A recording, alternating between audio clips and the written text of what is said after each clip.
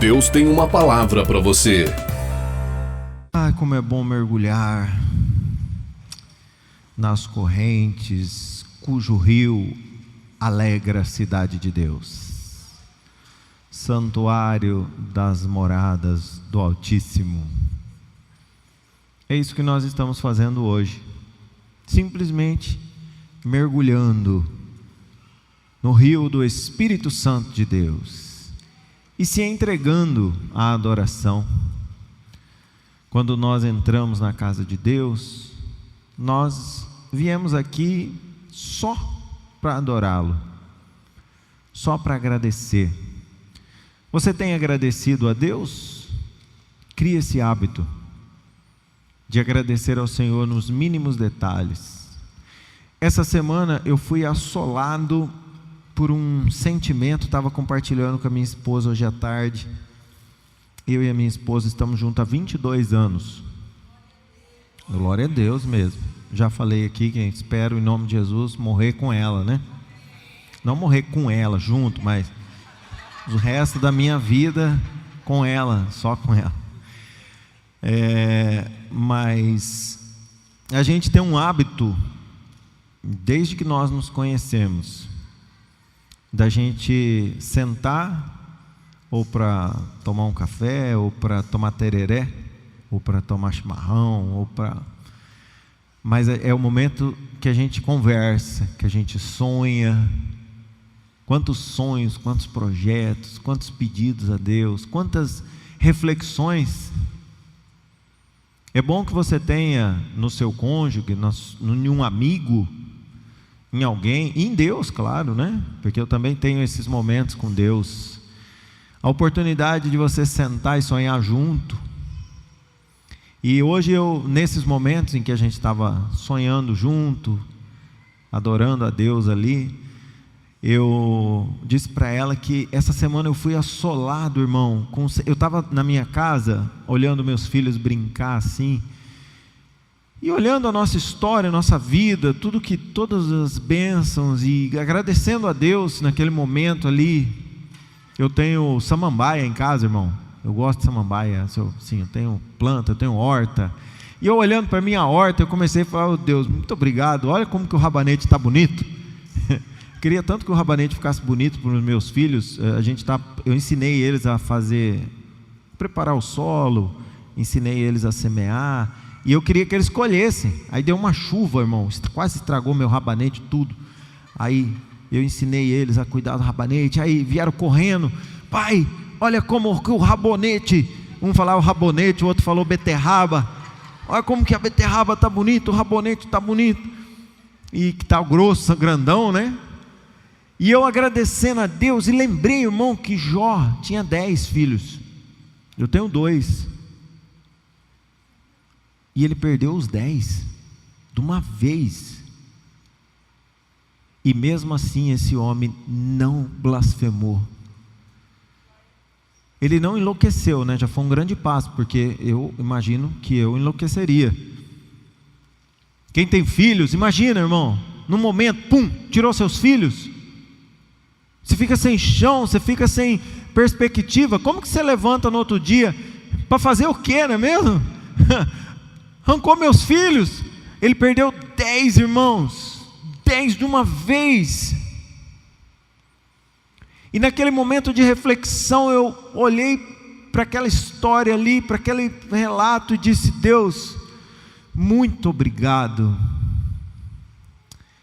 E eu agradeci a Deus, sabe, até pelas vicissitudes da vida, porque isso nos mostra que nós estamos vivos, né? Todo dia tem um desafio, todo dia tem um recomeço, todo dia eu posso ser melhor que ontem, eu posso ser melhor que hoje cedo, ou agora eu já posso ser melhor que hoje cedo. Olha que bênção. E eu me espelhei ali, me inspirei em Jó para agradecer e dizer: Deus, muito obrigado, porque meus filhos correm no quintal. Olha que coisa linda, irmão. Porque eles confundem rabanete com rabonete, beterraba. Minha filha pegou o esterco assim, colocando, falou: pai, que bonito isso aqui. Eu falei: filho, isso aí é bosta de vaca. Ela falou: Deus me livre, Não ponho mais a mão nisso. Falei, não, filho. Aí expliquei para ela, mas mesmo assim ela quer pôr luva agora. É tão gostoso, né, irmão? Nós que temos filho, é tão... Meu Deus, irmão, que delícia. Mas eu quero ler para você uma parábola do Velho Testamento. Agora, não é sobre Jó que eu vou pregar, nem sobre família. É sobre família também, mas é sobre uma experiência que um homem viveu na Bíblia, que nós temos que estar atento. Existem 40 parábolas no Novo Testamento, 2 no Velho. Aqui já dava uma pregação, né? Que o Evangelho de Cristo foi pregado para aqueles que querem ouvir. Olha que coisa linda, Jesus falou isso, né? Eu vos digo por parábolas, porque nem todos cabe saber. Sabe por quê? Porque muitos se aproximam de Cristo, irmão, com interesse, mas aqueles que se aproximam de verdade são transformados.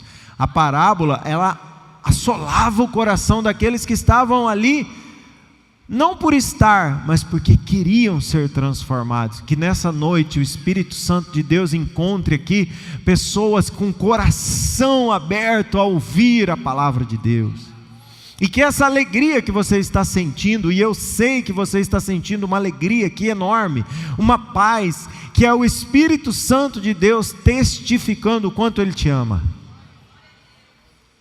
Enquanto os meninos adoravam aqui, por um minuto você esqueceu do mundo lá fora, né? Pois é, um dia nós vamos viver num céu onde vai ser para todos sempre assim, só regozijo em Deus. Está no segundo livro de Samuel, capítulo 12. Essa é uma das 2 parábolas somente do Velho Testamento, que diz assim, eu não vou falar nada porque eu quero que a própria palavra, né, fale com você. Eu vou ler, não precisa abrir a sua Bíblia, eu vou ler na versão linguagem de hoje. O Senhor Deus mandou que o profeta Natã fosse falar com Davi. Natã foi e disse: havia 2 homens, aqui começa a parábola. O que é parábola? Parábola é uma história, não necessariamente real, mas que tem uma missão, tem uma função, é te impactar, é te ensinar. Jesus usou muito parábolas. Ela não é, dizendo assim, gramaticamente, ela não é uma alegoria, mas ela faz alusão a algo que nós precisamos aprender. Isso é uma parábola. Havia 2 homens que viviam na mesma cidade. Um era rico e o outro era pobre. O rico possuía muito gado e ovelhas, enquanto que o pobre tinha somente uma ovelha, o que ele havia comprado. Ele cuidou dela, ela cresceu na sua casa, junto com os filhos dele. Ele a alimentava com a sua própria comida, deixava que ela bebesse no seu próprio copo, e ela dormia no seu colo. A ovelha era como uma filha para ele. Certo dia um visitante chegou à casa do homem rico. Este não quis matar um dos seus próprios animais para preparar uma refeição para o visitante. Em vez disso, pegou a ovelha do homem pobre, matou-a e preparou com ela uma refeição para o seu hóspede. Então Davi ficou furioso com aquele homem e disse: eu juro pelo Senhor, o Deus vivo, que o homem que fez isso deve ser morto, e ele deverá pagar 4 vezes o que tirou, por ter feito uma coisa tão cruel. Então Natã disse a Davi: esse homem é você. Meu Deus, irmão, que ensino, né? É você esse homem. E é isto o que diz o Senhor, o Deus de Israel: eu tornei você rei de Israel, e o salvei de Saul, e lhe dei o reino e as mulheres dele. Tornei você rei de Israel e de Judá. E se isso não bastasse, eu lhe teria dado 2 vezes mais. por que é que você desobedeceu aos meus mandamentos e fez essa coisa tão horrível? Você fez com que Urias, o heteu, fosse morto na batalha, deixou que os amonitas o matassem e então ficou com a esposa dele. Portanto, porque você me desobedeceu e tomou a mulher de Urias, sempre alguns dos seus descendentes morrerão de morte violenta. E também afirmo que farei uma pessoa da sua própria família causar a sua desgraça. Você verá isso quando eu tirar as suas esposas e as der a outro homem, e ele terá relações com elas em plena luz do dia.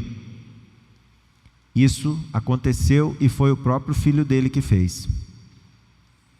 Você pecou escondido, em segredo, mas eu farei com que isso aconteça em plena luz do dia para todo o povo de Israel ver. Então Davi disse: eu pequei contra Deus, o Senhor. Natã respondeu: o Senhor perdoou o seu pecado, você não morrerá, porque o certo era que ele morresse. Mas, porque fazendo isso, você mostrou tanto desprezo pelo Senhor, o seu filho morrerá. Irmão, não precisava nem falar nada, né? Podia chamar vocês para ficar em pé e orar, porque mais claro que isso, irmão, muitas coisas aqui nos chamam a atenção. O juízo de Deus, né? Deus não esconde o pecado, nem mesmo do rei, do homem que era segundo o coração de Deus. Davi, o grande Davi, Deus não escondeu, Deus foi duro. Quando ele mesmo não conseguia ver o seu pecado, Deus levou o profeta lá. Mas, de tudo que a gente podia falar aqui, uma coisa hoje me salta aos olhos e ao coração, e eu acho que nós temos que meditar. Quando alguém nos conta alguma coisa, como que nós somos, irmãos, assim, rápidos para dar uma sentença, né? A parábola foi exposta de uma injustiça. O pobre só tinha aquela ovelha, só tinha aquela, criada com ele, membro da família, né, irmão? Eu tenho 2 cachorros lá em casa que é membro da família, o Theo e o Ted. Literalmente, irmão, meus cachorros, meu Deus, meus cachorros, irmão, já contei aqui, meus cachorros jejuam. O meu cachorro, irmão, nós não somos malucos, é verdade. O meu cachorro, Silvano, quando ele está com dor, ele vai até a minha esposa, não é, filha? E ele abaixa a cabeça e pede para ela orar. Desde pequenininho, irmão. Aí ela fala: vem aqui, filha, mãe vai orar. Você está com dor, filho? Vem cá. Aí, ora sim, irmão. Aí ele sai todo... Lá em casa, se nós estamos numa semana de consagração que a gente não come, os cachorros não comem. Você fala: come aí que eu estou quase para começar a ração sua. E ele não come. Os cachorros crente mesmo.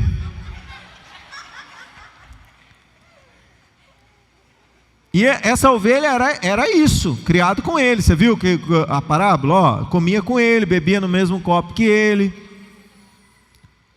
Aí o rico recebeu visita, ele não quis matar um monte, ele tinha um monte de ovelha, ele não quis, ele queria matar e matou a ovelha do pobre. Davi, irmão, Davi que era sangue no olho, né?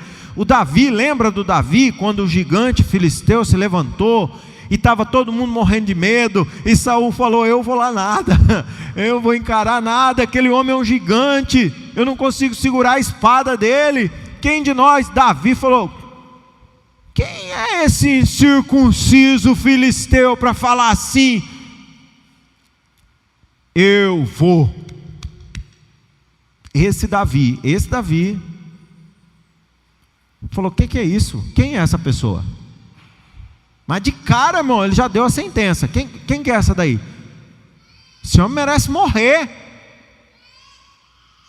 deve ser morto.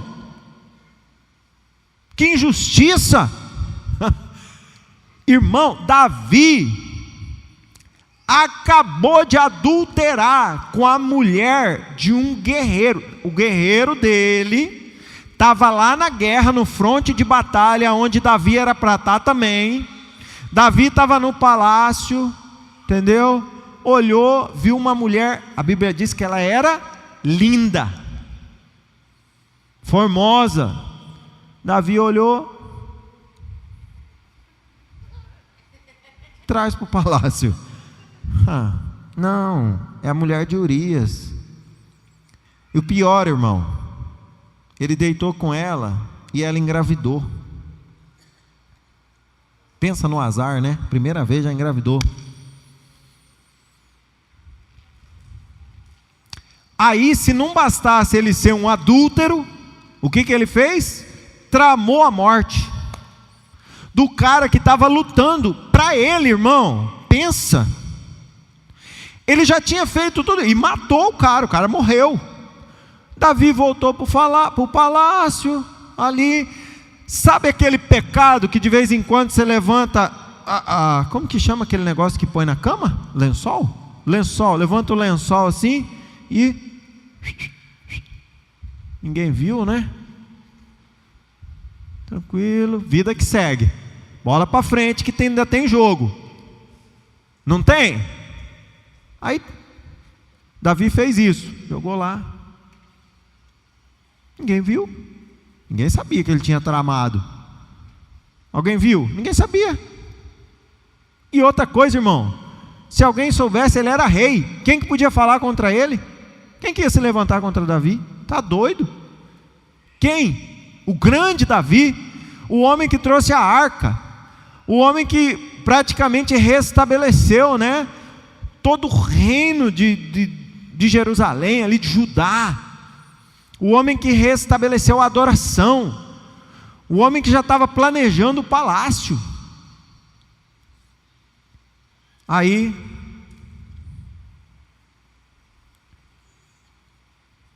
ficou lá, até que Deus mandou o profeta, e o profeta contou uma simples parábola. Ele estava imerso nisso aí, estava escondido lá. Na hora que ele ouviu, ele falou: o que é isso? Que absurdo isso! Que é isso, Natan? Isso aí, meu Deus, o homem fez isso? Que é isso? Tem que morrer esse homem aí.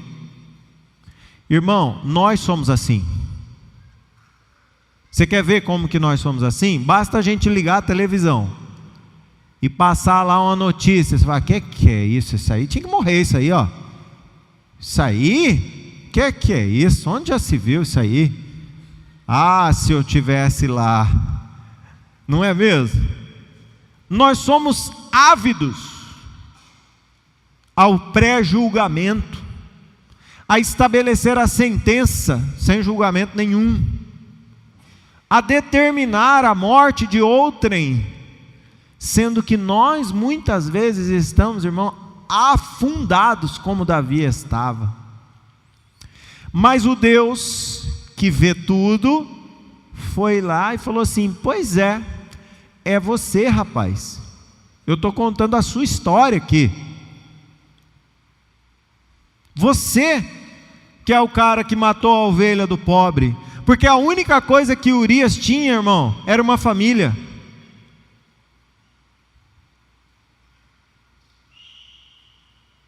E até isso Davi tirou dele, além da vida, obviamente.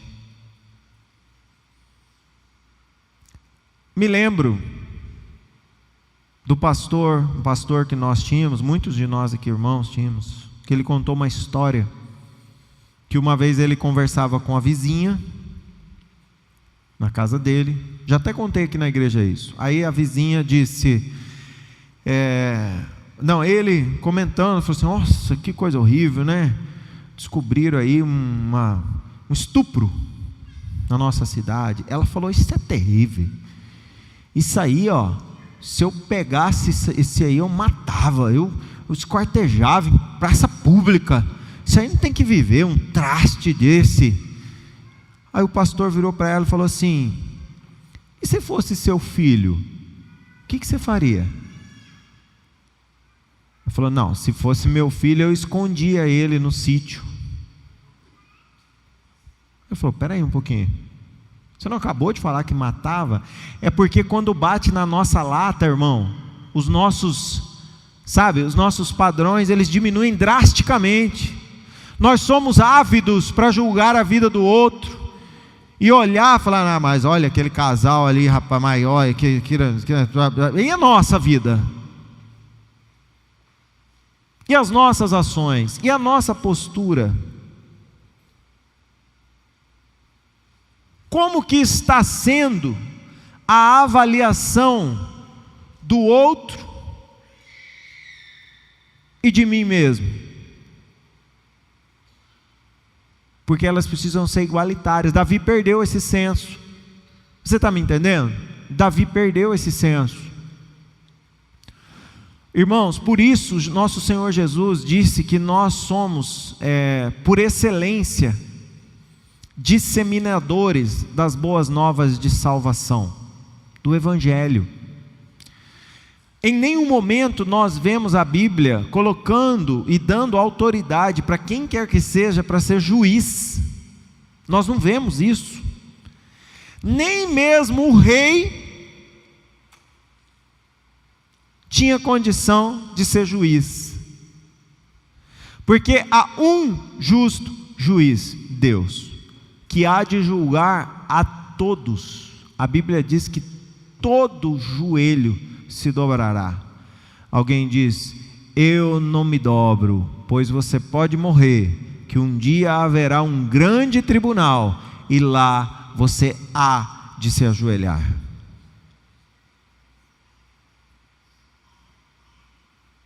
Frente ao justo juiz. Esta palavra nessa noite, Alex, sempre que eu falar seu nome, você já está ligado, tá, Alex? Alex, não é que é para você a palavra.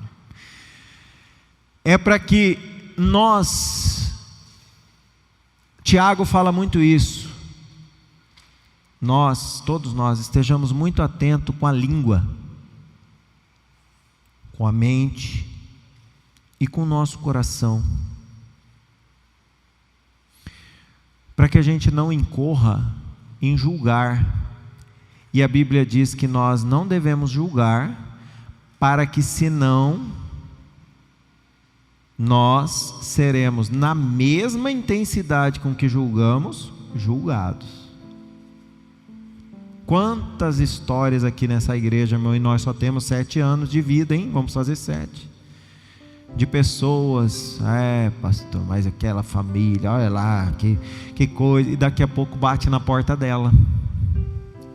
Aí quando bate na porta dela, aí ela, sabe, que é isso, pastor, mas aquele fulano lá também, o filho dela entrou na droga, também uma mulher omissa daquela, um marido frouxo daquele, daqui a pouco o filho dela entra na droga. E aí, irmã, a senhora não era nem omissa e nem frouxa, por que o seu entrou? Muitas vezes é porque fala demais, sabe? Fala demais. A gente tem que aprender a estender as nossas mãos e dizer assim: Senhor, tenha misericórdia, e a refrear a nossa língua. Lembra da parábola? Olha, coitado, só tinha aquela ovelha, o rico foi lá e matou. Muitas vezes somos nós agimos assim. Irmão, às vezes a única coisa que ela tem na vida é aquilo, e a gente quer tirar dela. Já pensou nisso? Você tem tudo, mas nada te satisfaz. Aquela pessoa só tem isso, e você quer ir lá e destruir a única coisa que ela tem.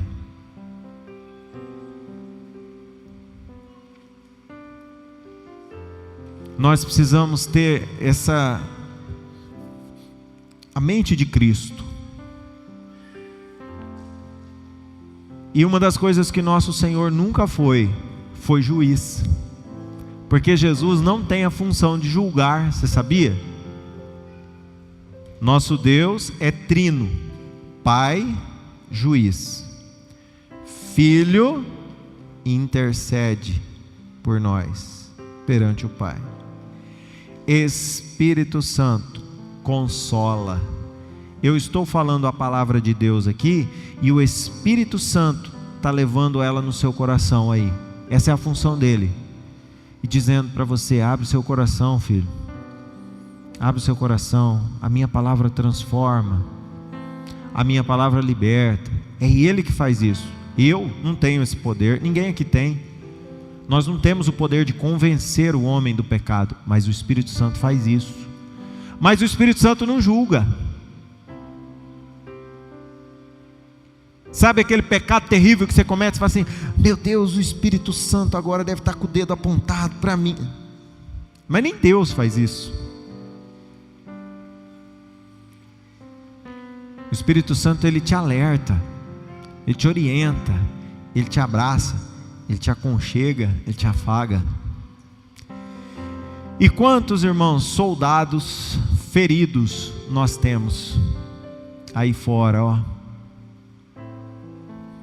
Quantos soldados, irmãos, que um dia estiveram aqui conosco, batalhando a serviço do reino de Deus, e que caíram. E qual foi a sua postura quando você viu isso acontecer?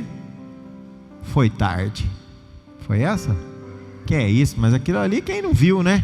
Quem não sabia que ia acontecer isso aí? Olha lá, tá colhendo o que plantou, não é isso? Esse é o papel nosso? Ou o nosso papel é: Senhor, ali há um soldado de Cristo, machucado, acertaram ele.